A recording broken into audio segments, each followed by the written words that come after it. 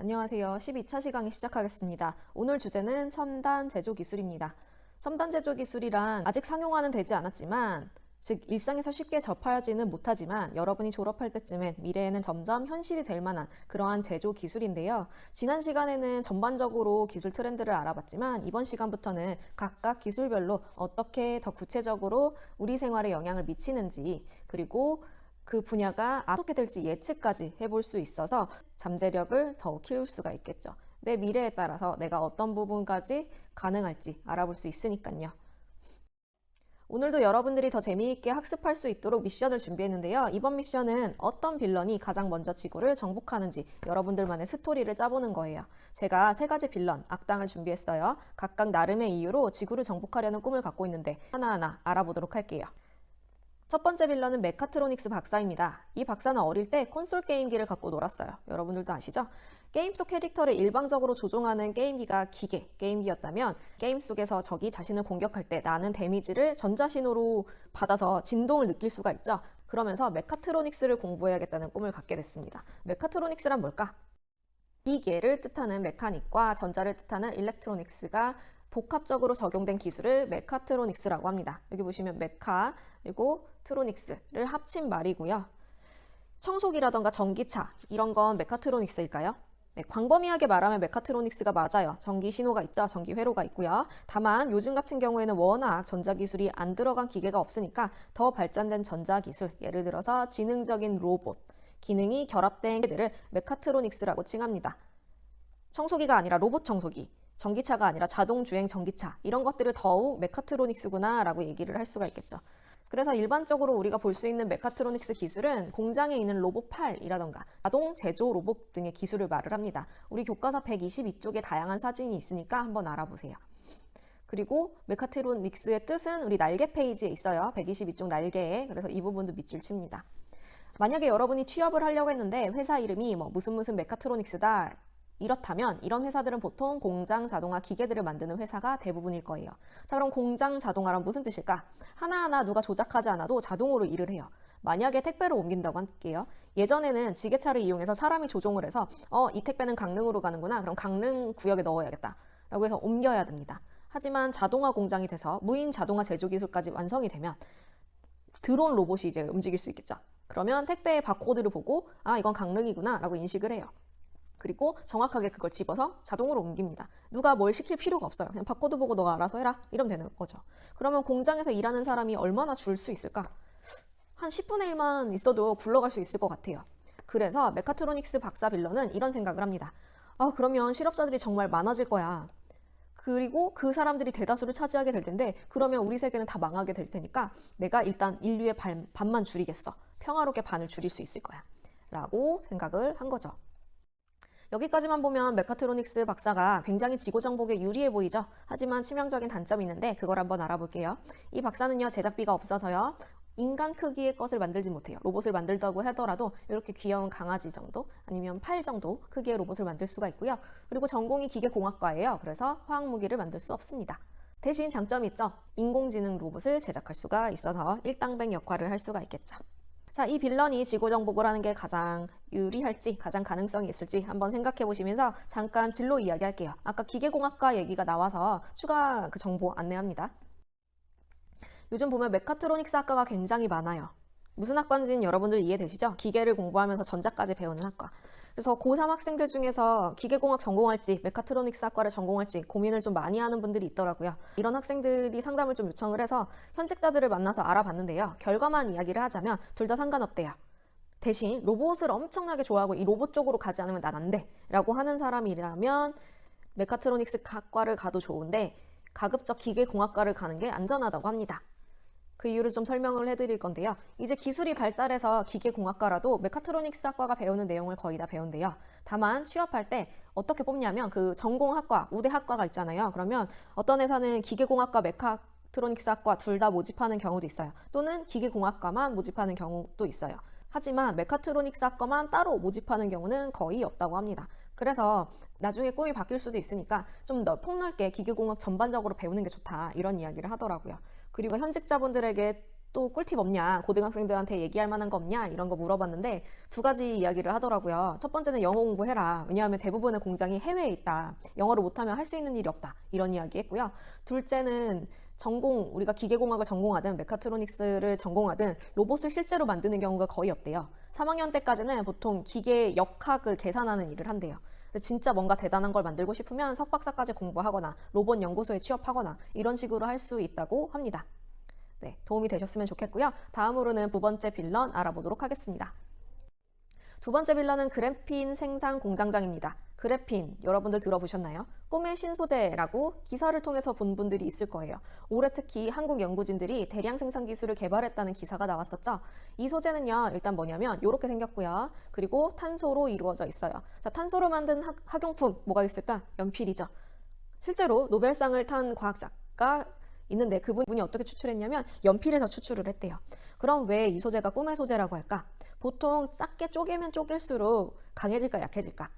약해지죠. 그래서 부서지거나 제대로 그 원형을 건져내기 어렵거나 합니다. 하지만 그래핀의 흑연은요, 그걸 조금만 바꾸면 다이아몬드가 돼요. 그 다이아몬드의 특징은 뭘까요? 강하다는 거죠. 즉 나노 크기, 원자 크기로 작아도 그게 굉장히 강하다. 그러면 여러 곳에 사용될 수가 있는데 어떻게 사용되냐면 고집적적인 배터리, 효율이 좋은 배터리예요. 여러분들 핸드폰에 그래핀으로 만든 배터리가 있다면 일주일 동안 충전 안 해도 된다. 왜냐? 하나의 반도체 칩에, 이렇게 생긴 이 칩에 소자수가 엄청나게 많은 거예요. 즉 일할 수 있는 애들이 되게 많이 있다고 생각하시면 좀 이해가 되실 거예요. 그래서 그런 고집적적인 배터리가 그래핀을 통해서 만들 수가 있고, 그리고 작다 보니까 투명한 디스플레이로도 활용이 가능하다라는 특징이 있습니다. 그래서 이 두 번째 빌런은요, 그래핀을 내가 직접 생산하면 에너지 효율이 좋다 보니까 환경을 파괴를 안 할 거다라고 생각했어요. 공장장은 원래 환경운동가였거든요. 하지만 기업에서는 어떨까? 친환경 에너지요? 거절합니다. 반도체로만 파세요. 돈벌이가 돼야죠. 이렇게 기업들로부터 거절을 당합니다.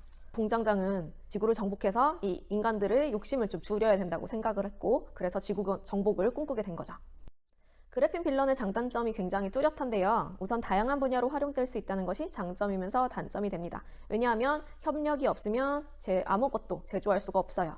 또한 환경운동가 출신이다 보니까 환경을 오염시키는 정복 방법은 하지 못할 거예요. 나노에너지로 기상이변을 일으켜? 아니야, 우리 귀여운 동물들이 죽을 수 있어. 그럼 질병을 일으켜? 사체로 토양 오염 될 수 있어. 이렇게 되는 거죠. 자, 어때요? 이 빌런이 지구 정복을 할 수 있을까요? 가능성을 열어두면서 세 번째 빌런 소개하겠습니다. 세 번째 빌런은 3D 프린터 디자이너예요. 즉 3D 프린터 설계도를 만드는 사람인데요. 그럼 이 친구가 왜 3D 프린터에 빠지게 되었을까? 제가 예전에 회사에서 어떤 걸 기획했냐면 VIP용 연말 감사 카드를 기획한 적이 있어요. VIP다 보니까 전체 한 50명 정도밖에 안 돼서 50장만 만들면 되니까 금방 만들고, 그리고 되게 돈도 많이 안 들 거라고 생각했는데 인쇄소에 얘기를 하니까 아니었어요. 1000장이랑 50장이랑 시간이랑 드는 비용이 똑같다고 하더라고요. 이 종이 자르는 틀인 금형을 만들어서 그걸 인쇄를 한 걸 잘라내는 게 기본 1000장부터였던 거예요. 그리고 만들다가 중간에 수정할 일이 생겼는데 수정을 할 수 있을까요? 중간에? 못합니다. 처음부터 금형을 다시 만들어야 되기 때문에 한 번 실수를 하면 크게 문제가 되고, 내가 이걸 기획하면서도 완제품이 어떻게 될지 몰라서 좀 불안했었거든요. 그래서 그때 3D 프린터가 진짜 필요하다 이런 생각이 들었어요. 왜냐하면 설계 도면만 있어 그러면 공장보다 바로바로 제작할 수 있고 필요한 만큼만 만들 수 있고, 그러면 제작비도 저렴하죠. 딱 필요한 것만 만들고 버릴 게 없으니까. 그리고 제가 결과물을 만들면서 중간에 조금씩 바꿀 수 있으니까, 예를 들어 VIP들 이니셜을 중간에 박아요. 이런 맞춤형 제작까지 가능해집니다. 다시 한번 정리하면 교과서 124쪽을 보면 프린터 이야기가 나오는데 제작 비용 준다. 왜냐하면 많이 만들 필요 없고 필요 없는 거 안 만들어도 되니까. 그리고 예를 들어 제품이 유통이 돼야 되는데 그냥 우리 집에서 만들면 문제가 없겠죠. 그리고 아이디어를 바로 실현시킬 수 있으니까 시간도 줄 수 있고, VIP들을 위한 소량 생산, 그리고 다양하게 이니셜 박아서 다품종으로도 만들 수 있다. 이렇게 이해를 하시면 좋을 거예요. 제가 느꼈던 것처럼 이 디자이너는요, 3D 프린터의 강점을 알고 있어요. 3D 프린터로 가짜 손을 만든다고 해요. 그러면 10분의 1 가격에 만들 수도 있다고 합니다.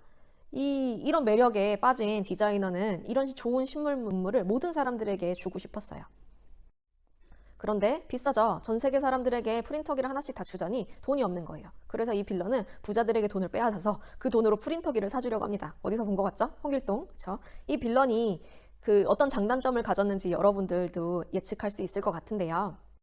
일단은 장점 볼게요. 지구정복형 아이템을 공장보다 빠르게 제작할 수 있고요. 맞춤형으로도 제작 가능합니다. 하지만 디자이너라기 때문에 획일화된 제품을 싫어해요. 그냥 맞춤형으로 만들면 최대 3개까지만 제작할 수 있다고 해요. 이런 장단점을 봤을 때 이 디자이너가 최고의 빌런이 될 수 있는지 한번 생각해 봅시다. 자, 여기까지 세 빌런들을 소개시켜 드렸는데 이래가지고 지구정복은 가능할까? 한번 머리가 아프시죠? 그런데 조금만 더 머리 아파야 될 것 같아요. 왜냐하면 이 3가지 제조기술 흐름에 따라서 전체적으로 우리 삶이 어떻게 변할지를 예측해 봐야 되기 때문입니다. 메카트로닉스 기술이 발달하면서 어떤 일이 생길까? 다양한 기술이 서로 융합했어요. 메카트로닉스 자체가 전기랑 기계 같이 융합됐죠. 그리고 제품이 지능화될 것입니다. 인공지능이 생긴 기계 제품이 굉장히 많이 나올 거예요. 그리고 얘네들은 왜 그럼 만들어졌을까? 지능이 왜 생겼을까? 알아서 잘하는 제품인 거죠. 사용자가 일일이 조작할 필요가 없습니다. 근데 이때 필요한 건 뭐냐? 감성입니다. 왜? 이 기계들은요, 사용자 욕구에 맞게 서비스를 제공해야 되는데 사용자 감정을 알아야만 하겠죠. 그러면 거부감이 들지 않을까? 아닌 것 같아요. 제가 올해 로봇 청소기를 선물 받았거든요. 그래서 쓰고 있는데 되게 많이 그 청소기랑 말을 합니다.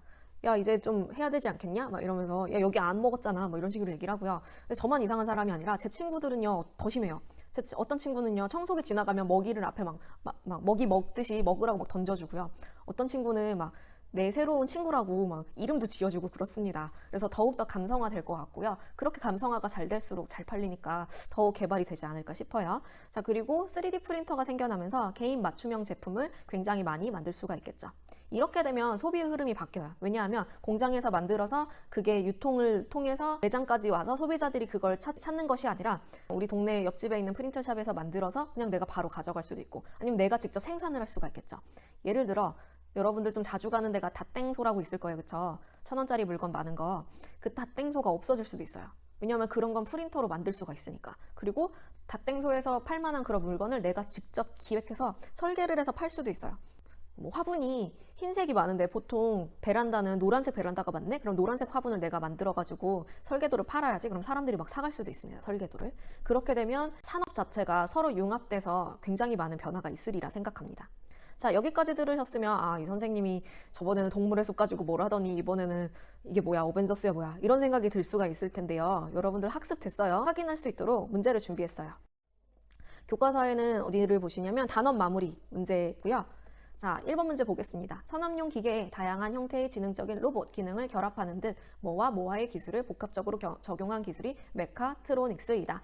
메카, 기계, 그리고 트로닉스, 전자. 메카트로닉스는 기계와 전자 기술을 복합적으로 적용했어요. 자, 두 번째 문제. 가조기술의 발전 방향에 대한 설명을 옳지 않은 거 뭘까요? 일시정지하시고 답 맞춰보세요. 자, 정답은 4번이겠죠. 독립된 분야. 지금 계속 융합 얘기했는데 그쵸? 전혀 다른 이야기죠. 1, 2, 3, 5번은 우리 지난 시간, 이번 시간에 제가 언급했던 내용입니다. 그리고 여러분들 이번 수업에서 좀 더 심화해서 스스로 탐구하고 싶은 사람들을 위해서 가이드할 수 있는 다양한 자료와 방법 안내합니다.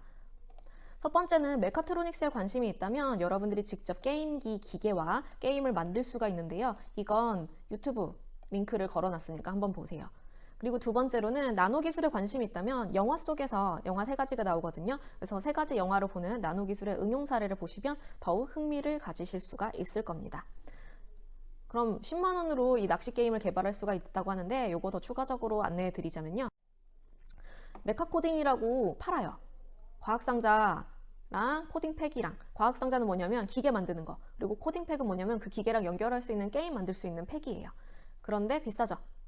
그래서 우리 당근 중고 거래로 보시면 중고 거래 굉장히 많이 나와 있습니다. 저렴해요. 이걸 활용하시면 좋을 것 같아요. 그리고 우리 지난 시간 피드백 조금 할게요. 9차식 피드백인데 너무 좋은 문제들이 많아서 요 복습 차원에서 공부하면 좋을 것 같아서 가져왔습니다. 자, 1번 문제. 유아기에 주의해야 할 안전사고로 옳은 것은 질식, 배임, 금융사기. 뭘까요? 금융사기, 그쵸? 금융사기 아니겠죠. 자, 일단 금융사기에서 웃었는데 1번, 2번이 되게 헷갈릴 수가 있어요. 자, 뭐든지 막 입에 삼켜서 문제가 되는 시기는 유아기일까요? 영아기죠. 그러면 질식은 아니겠고 배임이 정답이 되겠습니다. 자, 노년기의 신변안전사고의 원인. 그 신변안전사고랑 생활안전사고를 여러분이 따로 구분하셨던데 제가 수업 시간은 얘기는 하진 않았어요. 그쵸? 굳이 구분하고 싶으시다면 어떻게 구분하면 되냐면 생활안전사고는 경호원들이 막을 수가 있어요. 물리적인 환경을 내가 조절하면 가능한 거고요. 신변안전사고는 물리적인 환경만 조절해서는 안 됩니다. 굉장히 복합적으로 사회적 원인, 개인적 원인, 가족적 원인이 섞여 있어요. 이렇게 정도로 구분하시면 좀 더 이해가 빠르실 것 같습니다. 자, 그럼 문제로 다시 돌아가서 원인 뭐가 있을까요? 세 가지까지 우리 원인이 총 4가지 있었는데 한 2가지만 말해볼게요. 첫 번째, 혼자 사는 노인이 많아서 금융사기 일어날 수 있고, 두 번째, 금융사기 중에서 또 아는 사람들을 통해서 일어나는 사기들이 많은데 그건 왜 그럴까요? 부영자들에게, 나를 부양해주는 사람에게 너무 의존하는 경향이 있어서 노년기 분들이 그럴 수 있다. 이 정도 말하시면 완벽합니다. 자, 그리고 객관식 문제 한번 풀어볼게요. 자, 일시정지하시고 답 확인해 볼게요. 정답은 3번이죠. 얼음물에 넣으면 절대 안 되고, 왜냐하면 절단면이 손상되면 봉합 자체가 안 됩니다. 그래서 차라리 주머니에 넣어가는 게 좋다. 다음 문제 갈게요. 신변안전사고 종류에는 실종, 유기, 아동학대, 방임 등이 있는데 가족 차원에서 이 대처 방법, 예방 방법 뭐가 있을까요? 첫 번째, 아동을 부모의 소유물이라고 생각하지 말아라. 그리고 부모님들이 아이를 키우다 보면 당연히 어려워요. 얼마나 우리 인간 발달 배웠잖아요. 너무 어렵잖아요. 이때 어떻게 해라? 외부의 도움을 받는 것이 좋다. 이렇게 이야기하시면 또 완벽할 거예요. 자, 다음 문제. 사회활동이 별로 없어서 정서적으로 고립되기 쉽고 의존도가 커지는 시기 언제예요? 자, 우리가 나 신체 건강이 약해지고 있는 것 같아. 청소년기인가 봐. 아직 청소년기 배우지도 않았죠. 그리고 우리는 의존하려고 하지 않아요. 그쵸? 정답은 노년기가 되겠습니다.